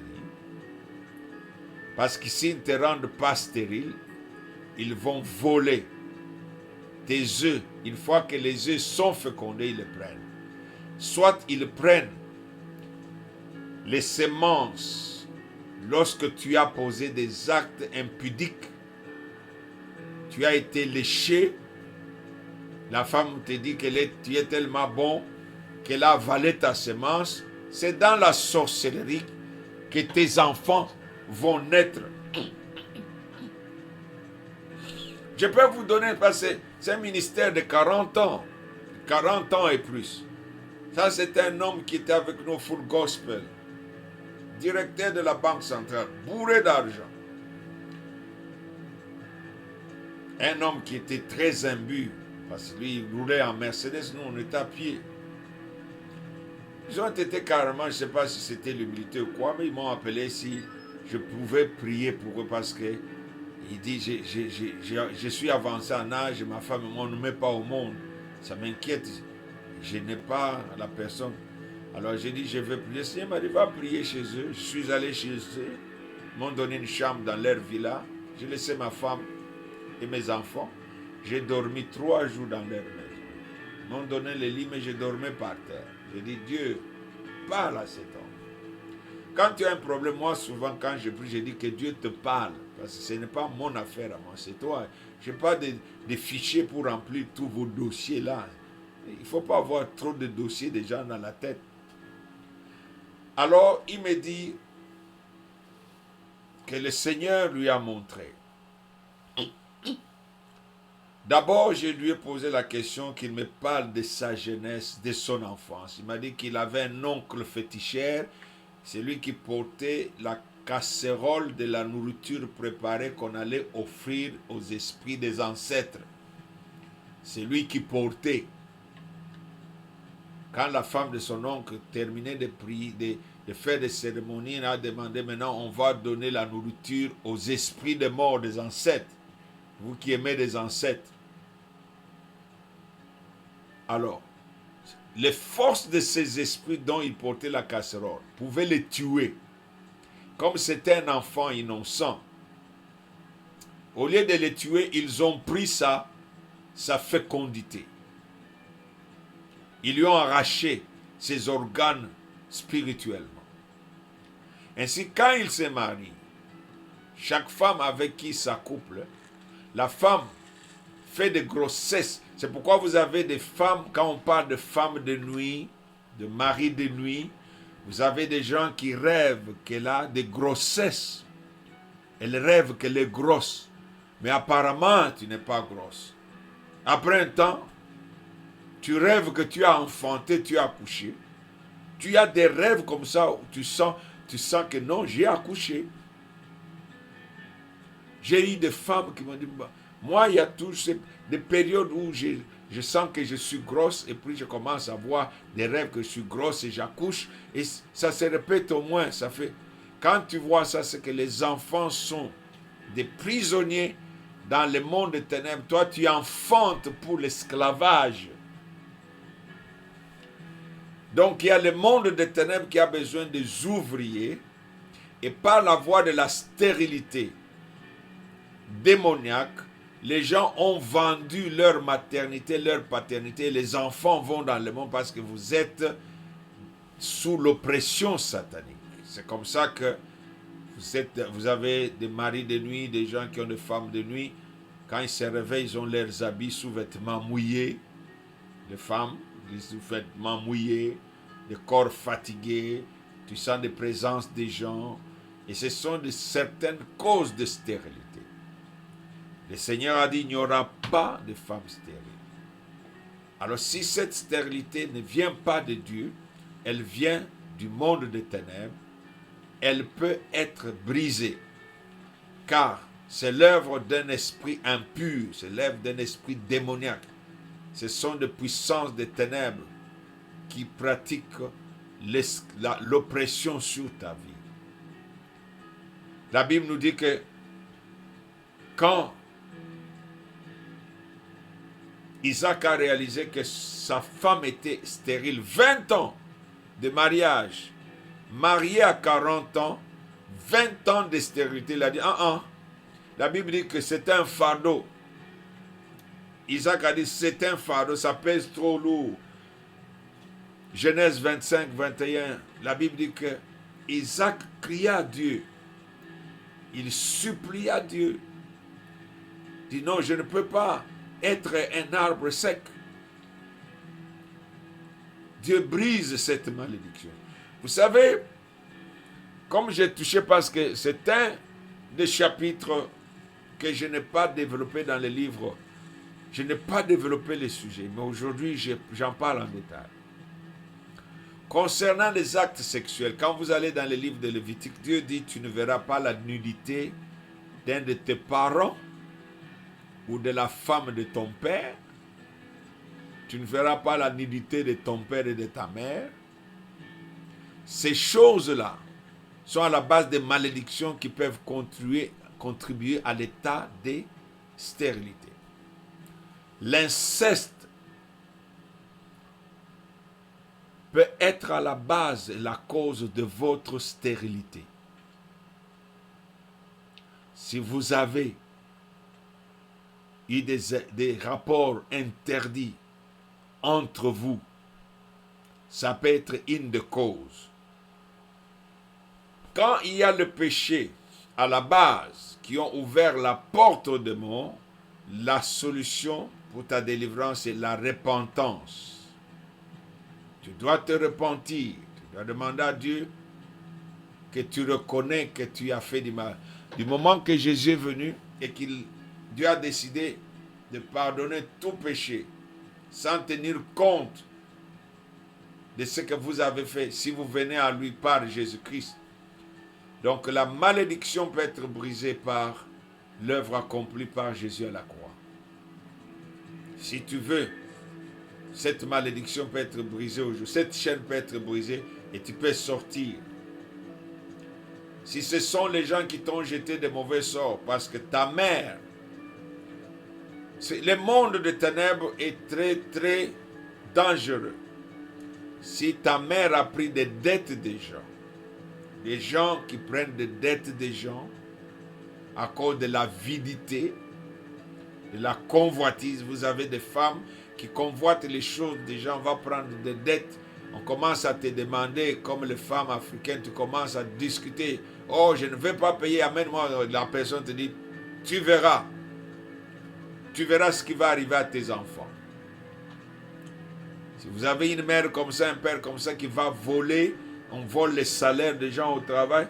Les gens travaillent dur. Ton père vole l'argent. Et les gens crèvent. Donc, ils vont chercher des sorciers, des féticheurs pour t'avoir. Alors comme les gens comme ça sont des gens méchants, lui se protège, il va chercher des fétiches pour lui. Mais tes enfants ne sont pas protégés parce que tu les as exposés. Tu les as exposés. La stérilité a des causes. Elle n'est pas ni la volonté de Dieu, ni dans le plan de Dieu. Il a dit, soyez féconds, multipliez-vous. J'ai eu beaucoup d'interventions du Seigneur dans la vie des gens. Parce que tu sais ce que le diable veut. Il veut te voler ton mariage. Si tu es stérile, à la fin, la famille de Marie commence à faire du bruit. Elle est stérile, mets-la à la porte. Tu te mets à la porte, le diable t'a volé ton mariage. C'est que ce n'est pas dans la volonté de Dieu. Tu peux bien fuir avec ta femme. Tu dis, bon, je vous fuis. Mais elle t'a volé aussi la famille. La famille est brisée. On dit, il garde sa femme là qui ne produit rien alors que nous on veut des héritiers ici. Alors, on te maudit encore. Donc la stérilité n'est pas bonne sous toutes ses formes. Et n'est ni la volonté de Dieu ni le plan de Dieu. Comme Dieu a dit, parce que quand nous entrons dans le monde spirituel, c'est un monde de mystère. Les mystères doivent être révélés. Ce sont des choses cachées. Tu dois travailler avec l'homme de Dieu, avec le Saint-Esprit qui l'utilise. Je ne peux pas faire le travail à ta place. Nous travaillons ensemble. Je prie pour vous. Mais la Bible dit que ceux qui sont en détresse, Dieu veut entendre votre voix. Pendant que je priais, Dieu m'a dit que je n'entendrai que la voix de ceux qui sont dans la détresse qui vont crier à moi. Il dit, dans ma détresse, J'ai crié à l'Éternel, il a entendu ma voix. Il dit que dans ma détresse, Dieu, vous savez à quoi vous reconnaissez les pasteurs féticheurs, magiciens occultes. Ils ne vous demandent de rien faire, ils vont tout faire pour vous. Vous pouvez sortir de la boîte de nuit, vous dites, venez voir votre délivrance. Ce sont des esprits qui s'agitent, qui font du théâtre et puis vous continuez dans la même souffrance. Mais quand le Seigneur t'a franchi, ta situation est restaurée, tu rentres dans les normes de Dieu. C'est pourquoi quand ça vient de Dieu, malgré l'âge, Dieu a dit, Sarah va enfanter. Comme c'est moi qui l'avais rendue stérile. Pour mon plan, elle va enfanter. Sarah a enfanté, Anne a enfanté, Rebecca a enfanté, Léa a enfanté, Élisabeth a enfanté. Si ça dépasse déjà 3 cas, c'est que ce n'était pas une exception. Alors pourquoi pas toi? Vous savez qu'aujourd'hui, les gens qui connaissent leur Dieu et qui l'invoquent, Dieu répond. Dieu répond même quand l'homme de Dieu a parlé, il est parti. J'ai fait, je crois, 20 ans ici. Je suis reparti au Congo. J'étais invité dans une église. Dans une chorale, il y avait un jeune homme qui chantait. Quand j'ai fini de prêcher, le temps où on a prêté quelque chose, un rafraîchissement, le jeune homme est venu me dire, maman nous a toujours parlé de toi. J'ai dit, ah bon? Il vous a parlé de moi à propos de quoi? Il dit, tu vois l'autre là, ça c'est mon jumeau.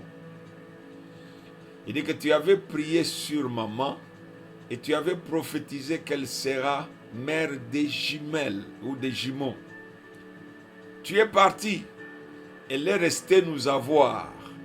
Elle est restée concevoir. Nous sommes les jumeaux dont tu avais prophétisé sur maman. C'est pourquoi, quand je t'ai vu, j'ai entendu que c'était toi. J'ai dit, je vais te parler. Le Seigneur n'a pas changé. N'essaie pas de changer le Seigneur. La science n'est pas le substitut de Dieu. La science n'a pas l'autorité. La science n'a pas le pouvoir de t'imposer une destinée. Que non, tu es comme ça, tu restes comme ça. Non. Ton enfant, toi. Alors, je vais terminer l'histoire de cet homme riche. Vous savez, quand les hommes de Dieu travaillent, il faut faire attention, même si le salut est gratuit, la grâce est gratuite.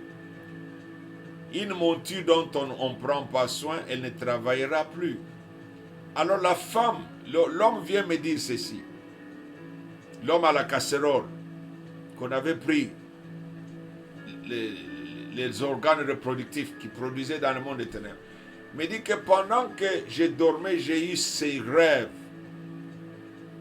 J'étais dans une forêt, tout fut dense.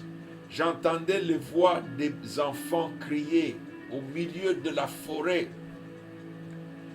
Il dit, mais c'est des enfants qui crient, qui pleurent. Et une voix m'a dit, ce sont tes enfants. Ils sont ici dans la servitude, où on les a gardés esclaves. Tu as mis au monde, mais pour l'esclavage. Il dit, si tu travailles, tu suis ce que l'homme va te donner comme instruction, tu pourras arriver là où tes enfants sont et tu pourras les récupérer. Il a dit, mais il y avait des lianes grosses comme ça qu'il fallait couper. On m'a dit, voilà une machette. Il faudra que tu frayes un chemin. Si tu tiens à voir ces enfants, il faut que tu arrives là où ils sont. Il dit, le rêve s'est terminé. Il a dit, oui mon frère, voilà. C'est la délivrance, tu es stérile à cause de ça, ça va être une bagarre. C'est comme ça que la délivrance entre dans la dimension du combat spirituel. Il dit, il faudra que tu entres dans une série de prières à jeûne avec moi, jusqu'à ce que je te dirai que ça y est. Et la femme, elle vient, elle dit, moi j'ai eu un songe. Il a dit que je t'ai vu, tu avais un plateau, il y avait des bijoux en or, de grandes valeurs. Et tu m'as dit que tu vendais cela. Tu me proposais d'acheter. Je dis, maman telle, son nom, j'étais le nom, par éthique. Il maman-tel, parce que les deux sont morts. Et si je cite le nom, les gens sauront. Et je ne voudrais pas froisser quelqu'un. La femme d'un directeur de la Banque nationale. Écoutez, quand vous êtes avare, vous ne voulez pas partager, avare, l'avarice, l'égoïsme, la femme là a refusé d'acheter les bijoux. Elle a dit que c'était trop cher. Elle a dit que si c'était moins cher, elle allait payer. Mais alors que c'était une femme d'un directeur de la Banque nationale. Moi, j'ai dit, bon, d'accord, comme tu ne veux pas, en tout cas, mes bijoux ne sont pas gratuits. Elle m'a demandé, c'est quoi? C'est quoi l'essence de ce rêve? Dit, maman telle, tu ne comprends pas que je suis un homme de Dieu, mais ce ministère n'est pas un ministère de bénévolat.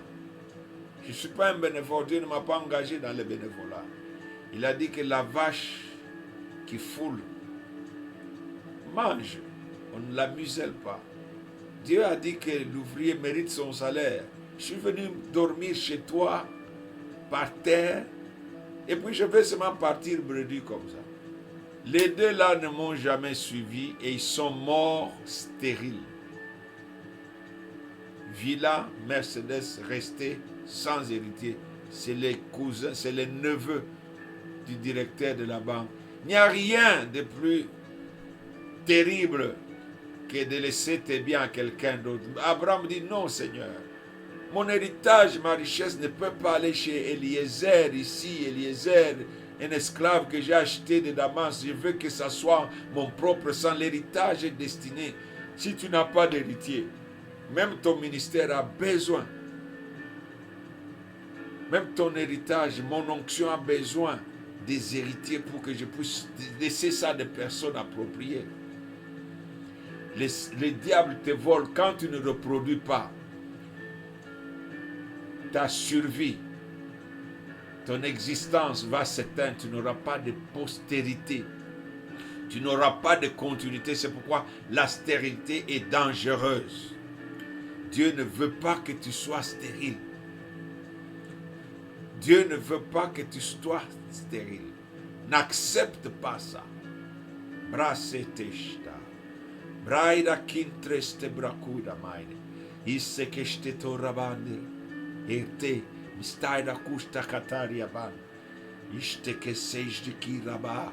Raketondre stabareakoda. L'Esprit du Seigneur est à l'œuvre maintenant, parce que Dieu me dit qu'il n'y a rien de caché qui restera caché. Tout doit être dévoilé avant la fin des temps.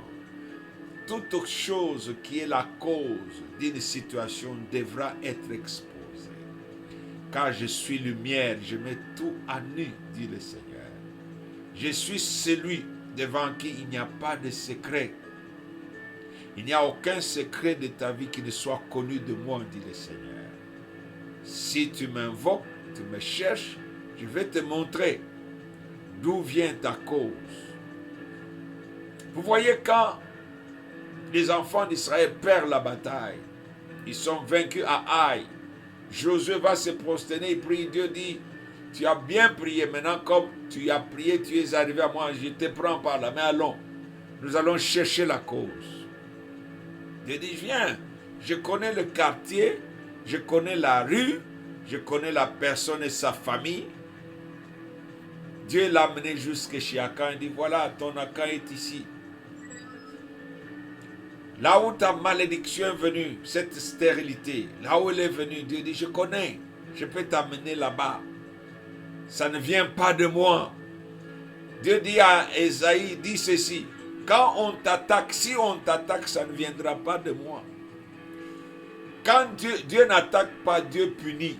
Il dit, quand il te punit, il te dit, tu vas mourir. Il a dit à Abimelech de Gara, tu as pris la femme de cet homme, tu vas mourir. Les problèmes de stérilité est lié surtout aux pratiques d'impudicité, d'immoralité sexuelle. Vous lésez les doigts des gens. C'est lié au péché quand vous abusez des gens. Il y a un cas que je n'ai pas voulu oublier, c'est le cas d'une femme. Il y avait une inondation dans une ville. La ville était inondée. Les eaux emportaient les gens. Alors, il y avait ce bébé dans son berceau. Les eaux ont emporté les berceaux de ce panier de l'enfant comme Moïse. L'enfant était en train de pleurer. C'était l'enfant de la parcelle voisine avec laquelle il ne s'entendait pas. Elle a vu le bébé en train de pleurer. Elle savait qu'elle a déjà vu que c'était le bébé de cette parcelle-là. Elle l'a laissé à cause de la dureté de son cœur. Le bébé est parti emporté par les eaux. Elle entendait là-bas la mère de l'enfant crier « Mon bébé, mon bébé !» Les eaux montaient, les gens fuyaient maintenant pour monter plus haut. Mais le bébé était sacrifié. Elle s'est mariée. On a béni le mariage, mais c'est mal cette cruauté. Quand maintenant elle voulait concevoir, elle ne pouvait pas concevoir. Elle voulait concevoir, elle ne pouvait pas concevoir. On a prié, on a prié. Un jour le pasteur dit, Dieu me dit qu'il y a quelque chose dont tu es responsable. Tu continues à dire que tu n'as pas de problème, tu n'as rien fait. Dis-moi, Dieu dit qu'elle ne peut pas concevoir. Parce qu'elle n'a pas aimé la vie. Elle n'a pas voulu sauver la vie. Pourquoi je lui donnerai l'enfant si elle n'a pas eu à cœur de sauver un enfant qui était élevé, l'enfant maintenant? Le pasteur lui dit, j'entends un enfant qui crie. Quelle est cette histoire de l'enfant? Cette femme chrétienne a commencé à pleurer. Le pasteur dit, arrête, pourquoi tu pleures? Moi, Dieu m'a dit qu'il y a un bébé qui pleure. Il y a un bébé qui pleure. Et voici la situation, pasteur. Nous avions des querelles, une inimitié entre les familles. Une inondation est venue dans notre ville. Les maisons se sont écroulées, les clôtures étaient abattues. Les eaux sont entrées, ont pris l'enfant dans son panier. J'ai vu l'enfant. Les eaux n'étaient pas encore montées. L'enfant passait et criait. Je pouvais courir. Quelque chose me disait d'aller. J'ai dit non, ce sont nos ennemis. La voix a insisté. Va prendre l'enfant. J'ai dit non. Nous entendons. Il y a l'inimitié. J'ai laissé l'enfant partir. Je n'étais pas converti. Voilà, il dit que tu avais commis un crime. Tu as laissé une vie innocente sacrifiée. Quand on est participé au crime, tu as mené des gens à avorter. Maintenant, tu cherches comment avoir d'enfants. L'enfant n'arrive pas. Le Seigneur, mais toi, tu as mené les gens pour les avortements, non? Pourquoi tu veux? Dieu a bloqué aussi ton sang. Dieu dit, je connais toutes choses. Tu peux sortir de cette prison-là. Dieu peut mettre fin à cette prison de la stérilité. C'est un esprit qui a dit, toi, tu ne pourras jamais jouir de la fécondité, de la fertilité. Tu ne produiras rien. Tu mourras comme un arbre sec.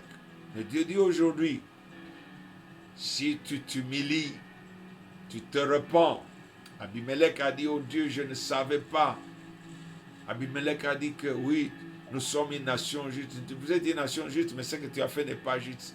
Il a dit, va voir celui que tu as fait du mal. Il a dit, va voir Abraham.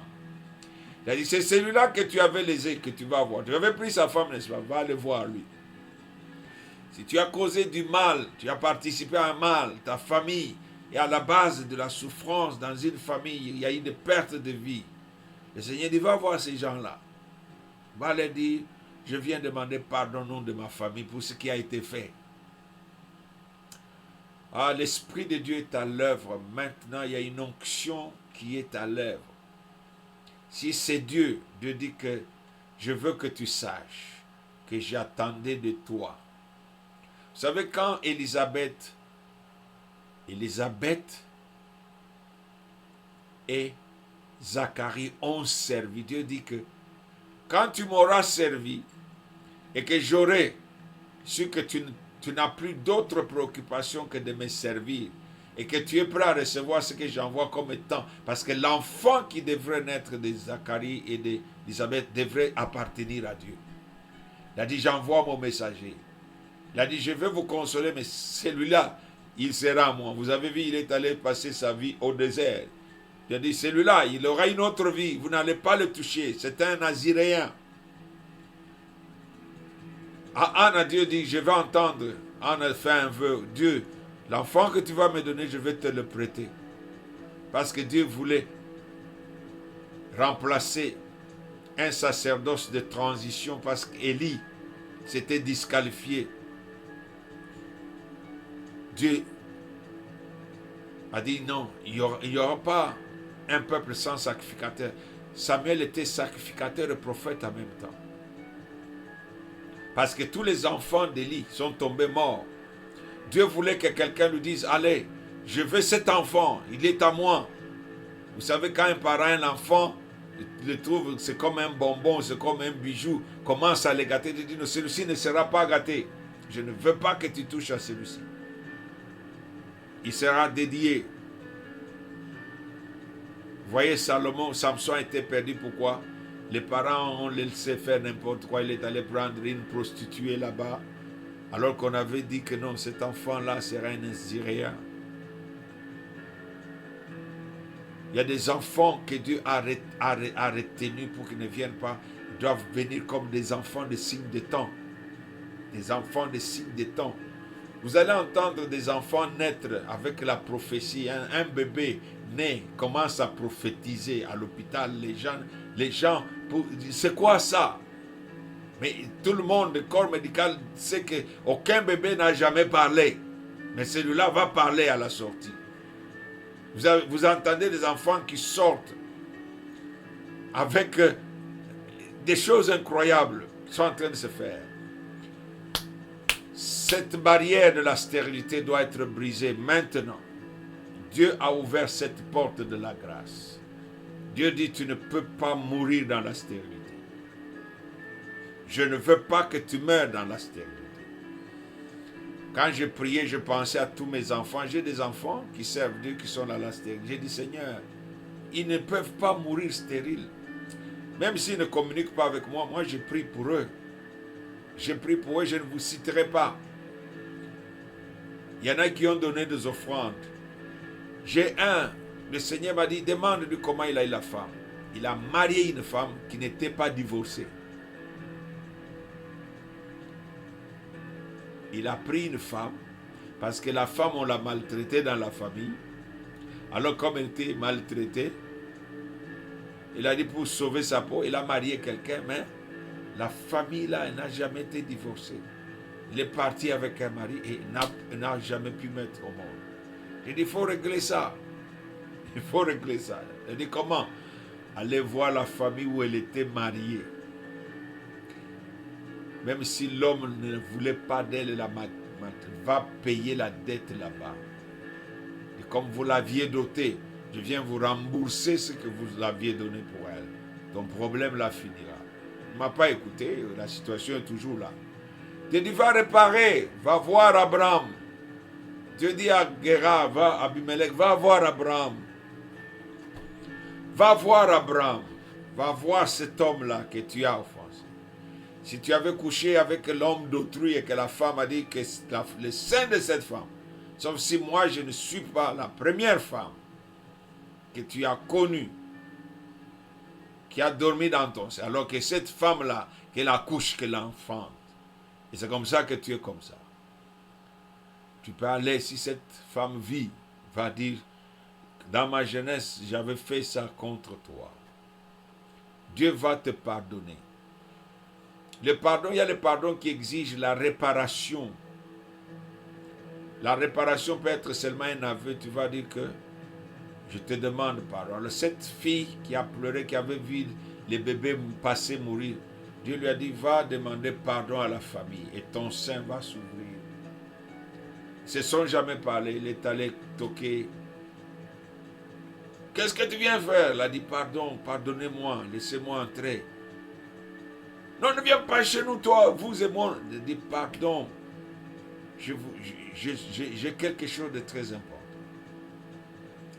Elle s'est agenouillée, les autres se sont adoucis. C'est quoi? Il dit, je vous demande pardon.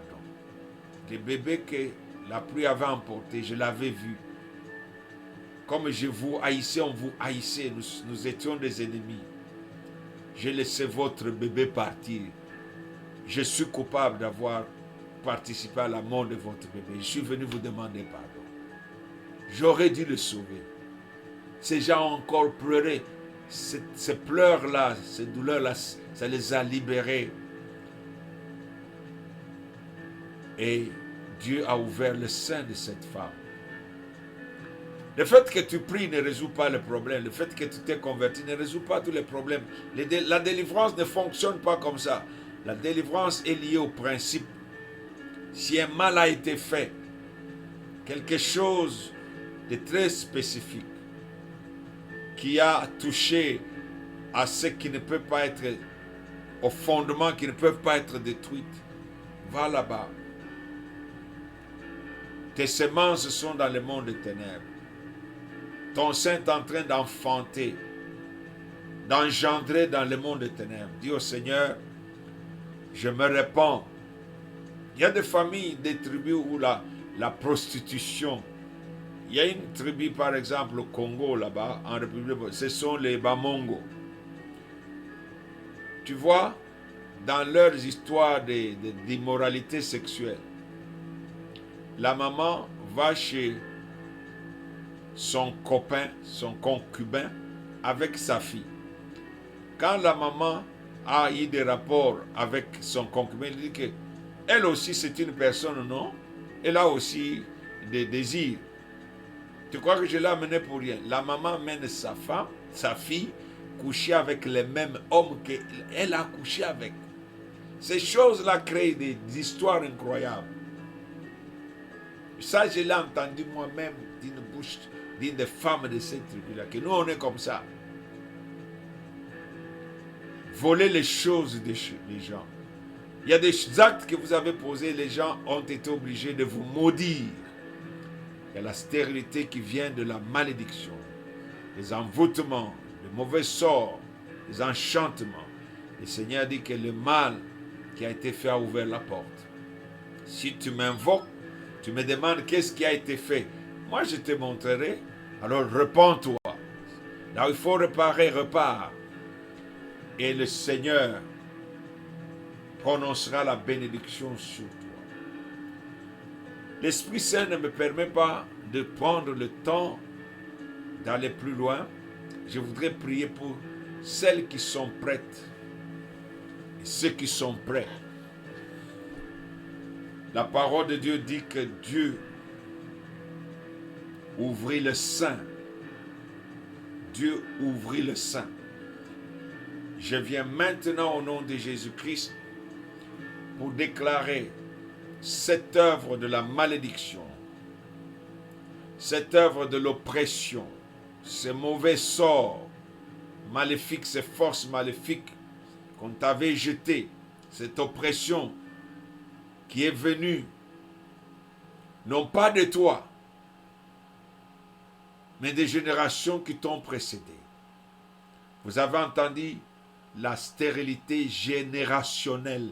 Elle est partie d'Abraham, elle a touché Isaac, elle est entrée chez Jacob. Générationnelle. Je viens au nom de Jésus-Christ contre la stérilité générationnelle. En Jésus-Christ, toutes les générations passées, leurs influences s'arrêtent.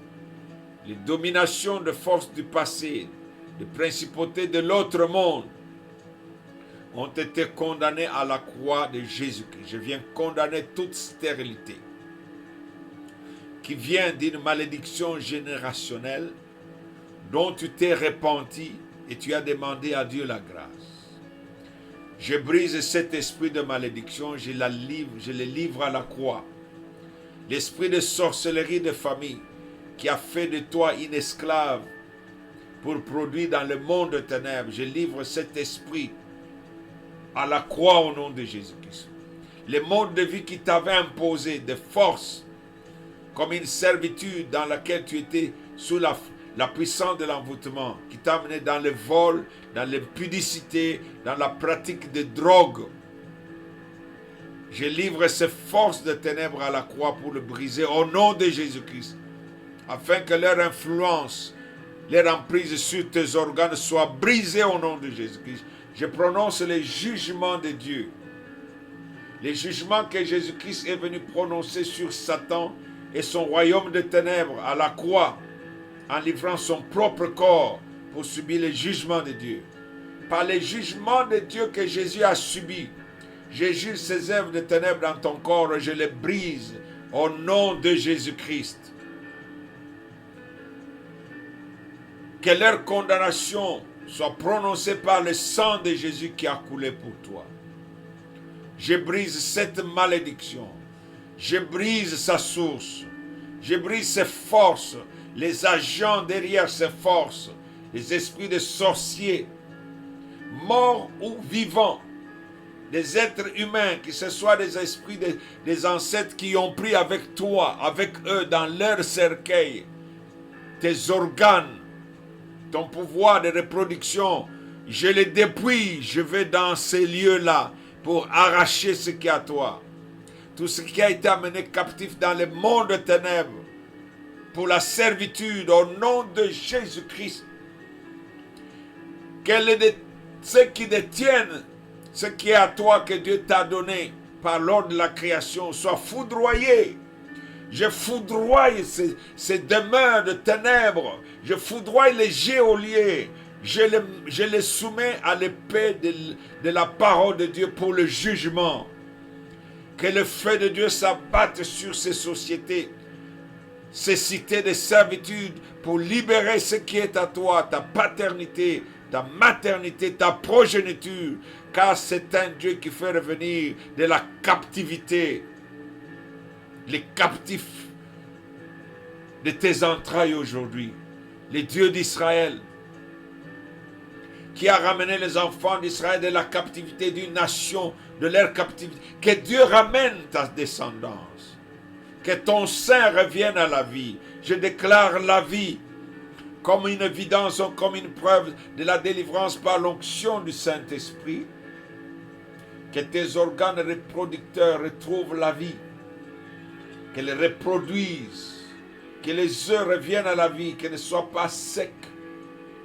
Que la sémence reprenne la vie au nom de Jésus-Christ. Que ton corps reprenne son état de la création initiale. Sous la bénédiction de Dieu, je brise toute malédiction. Esprit de stérilité, tu es condamné. Tu es condamné pour avoir occupé illégalement ces temples de Dieu. Ce corps et les temples de Dieu, je te déloge. Au nom de Jésus-Christ, je te déloge. Je te punis avec le feu. Je te brise avec la puissance de la croix. Je te dépouille et tu dois être évicté. Sors de ce corps au nom de Jésus-Christ. Sors de ce corps au nom de Jésus-Christ. Jésus est vivant. Jésus est vivant. Dieu lui a donné le pouvoir de régner. Je proclame le règne de Jésus, son autorité sur ce corps maintenant, ton corps. Que Dieu, qui a donné la vie au corps de Jésus, qui l'a ramené à la vie, ramène ton corps à la vie, par la puissance du Saint-Esprit. Il y a une onction qui est maintenant en train d'être communiquée. Il y a une onction qui est en train d'être libérée. Et je voudrais que vous me preniez au sérieux. D'ici là, vous entendrez le témoignage. Que Dieu ne cesse pas de travailler parce que le programme s'est arrêté. Ceux qui continueront à écouter ce message, cet enseignement, jusqu'à la fin, seront exposés à la puissance que Dieu a libérée. Ce soir, il y a une puissance, une onction qui est libérée, qui va rester là. Elle va rester. Au nom de Jésus-Christ, cette onction reste dans ces programmes, dans ces messages, car ce ne sont pas des paroles d'hommes. La puissance qui agit maintenant est la puissance du Saint-Esprit, son onction qui agit maintenant. Que ton corps subisse les effets de cette puissance du Saint-Esprit. Que ton corps soit exposé à l'œuvre de l'onction du Saint-Esprit maintenant. Au nom de Jésus-Christ, qui est loin venu du ciel, qui a été doublé de l'onction du Saint-Esprit qu'il avait oint dans son corps. Que Dieu te visite. Je déclare la fin de ta stérilité. Je déclare la fin de ta servitude. Sors aujourd'hui de cette prison. Ton corps est libre de reproduire. Car Dieu qui t'avait créé, qui t'a recréé en Jésus-Christ, te remet dans tes prérogatives. Il te déclare encore aujourd'hui, sois fécond. Sois fécond. Multiplie-toi, produis, qu'une descendance sorte de toi au nom de Jésus-Christ. Alléluia. Seigneur, nous te louons, le Dieu qui règne. Alléluia.